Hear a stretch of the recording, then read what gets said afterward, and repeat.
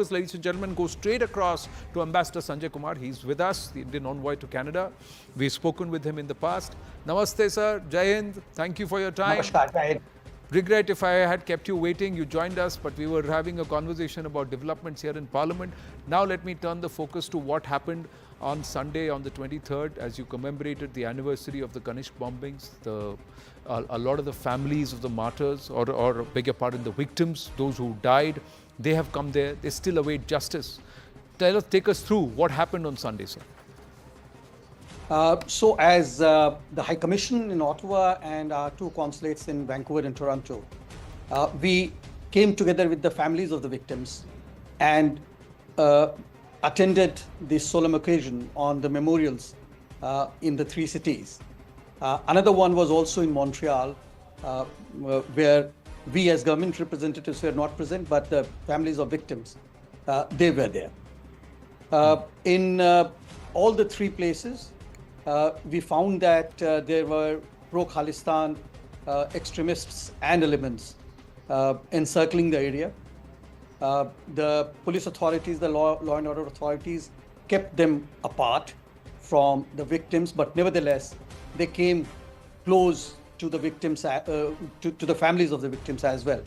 This is unfortunately demonstrating disdain for the lives lost. They were the ones, the Khalistani extremists and terrorists were the ones who blew off the plane mid-air.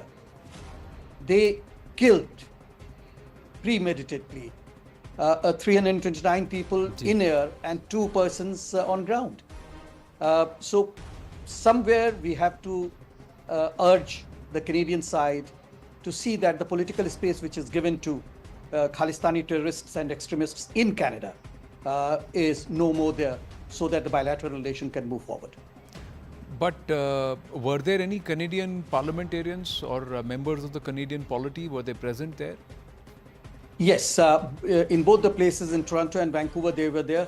Since the parliament is not in session, so most of the members of parliament traveled to their constituencies. Unfortunately, in Ottawa, we did not have a political presence, but we had presence from RCMP, we had presence from the foreign ministry here. So yes, they were there, but I was so glad to see more than 150 members coming from the Indian diaspora in Ottawa, in the Ottawa event, and showing solidarity with the families of the victims. Did they stand up to these Khalistani elements who were trying to disrupt the event? They did. They did. And they also told them to go away. They expressed their sentiments as to how useless was the presence of these Khalistani elements there. So in the larger diaspora, it was not seen as something which is positive in creating better ties between our two countries, and indeed giving solace to the grieving families. Are you worried the Canadian polity and politics is veering away from the right and actually engaging itself with secessionist elements, break India elements? See, there is something which we have said time and again, and that is that there is political space given to these Khalistani terrorists and extremists based out of Canada. And this political space has been creating difficulties, and the kind of space which are given now, I think it will create much more difficult scenarios for the future. Did the House of Commons episode disturb you, sir? Extremely disturbing. A person who was on Canadian no-fly list, and we did not ask Canada to put him no-fly. It was the Canadian decision. A person whose terrorist linkages were well known. There were some newspaper articles very recently as well saying everything opening up. And then that person is honored the way in which he was honored sends a very wrong signal and leaves a very bad taste for all of us. Though it is Canadian Parliament, so I should not be interfering in what they do. But certainly it was not a good spectacle for us and for the larger Indian community here. Did you raise it with your counterparts? What was their reaction? Because you said there were members of the foreign ministry who were present on Sunday also. Did this matter come up? We have raised this matter informally and formally, and we are waiting for the response. But once again, anything which is done in the parliament, where India is not one of the topics of discussions, I will consider it largely the internal matter for Canada, and there will be a limit to which we can get into the matter. But Niger belonged to the Khalistan Tiger Force, and the Khalistan Tiger Force and its activities, along with Babbar Khalsa and some of the other entities, their activities directly concern Bharat, sir. Absolutely, I'm completely with you on that, and that we have seen as a statement coming from one of the members of parliament who belongs to the governing ruling party. He has said it in black and white, called the spade a spade. I hope that more such representatives of the elected representatives of the people would be doing so. In your understanding, how are the Indo-Canadian ties? Are they better than they were about 5-6 months ago?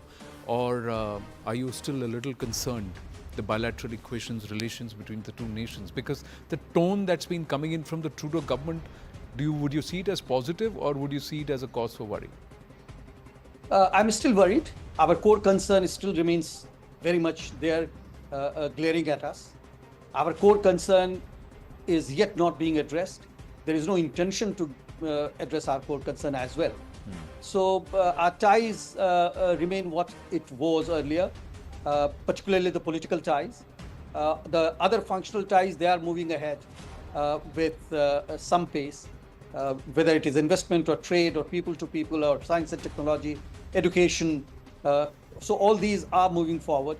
But on the political side, till the time our key concerns are not addressed, or at least an attempt is not made to address them, I don't see any forward movement in our bilateral ties. Bharat being named as a democracy which is a threat to Canada, in the same week or 10 days that a federal court names 3 people and puts them on the no-fly list as serious threats to law and order. Both developments are happening in Canada itself, Sanjay ji. So what it indicates that there is a political space given, but there are still institutions in Canada which are more towards the rule of law, and they follow the evidence which they get to see and hear. And that is why these 2 Khalistani terrorists who were on no-fly list in 2018 went for appeal twice. And both the times their appeals were turned down. And this time it was the Constitutional Court which has kept them on the no-fly list. That itself shows that we have those elements in Canada who are waging war against India's territorial integrity. Now, staying with that, sir, 1 year of this Niger death in Canada, have the authorities been able to give you anything concrete based on what their Prime Minister alleged on the floor of the Parliament? They've made some arrests, but beyond that, what? So let me just dissect it a bit. Ji. When you see arrests, these are individuals residing in Canada. They happen to be Indian nationals. They are alleged to have committed a crime, and therefore the law of the land will take its course and give out its judicial decision and punishment. Then there is another one wherein unfortunate allegations against India has come out. Yeah. We had maintained our position on that we need something relevant and specific to see, for us to look into it. Unfortunately, nothing of that kind has been shared so far. So has there been any link that the Canadian polity has tried to establish between these individuals who've been arrested and their connection with the government of India or the Indian intelligence, or whatever connection Mr. Trudeau has alleged? Politically, I would say, as a formal political statement, no.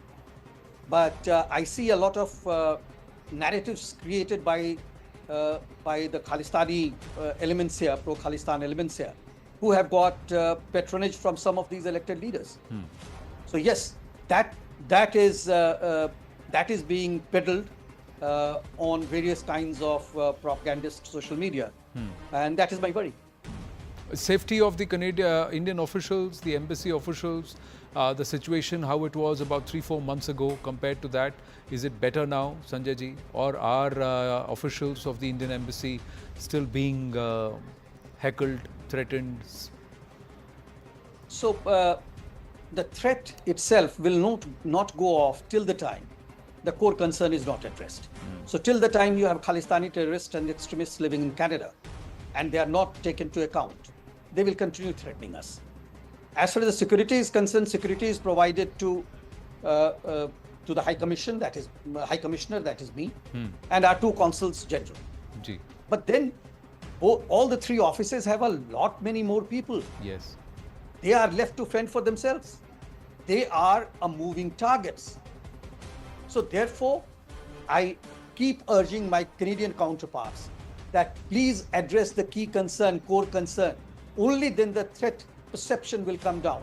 Otherwise, all of us are walking with targets painted on our back.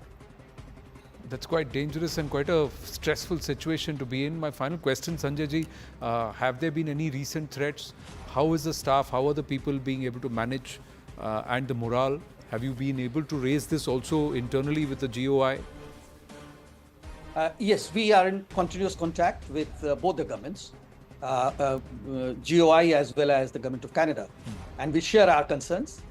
So the conversation continues, and at the official level, we do interact very well. At the political level, it's altogether a different thing.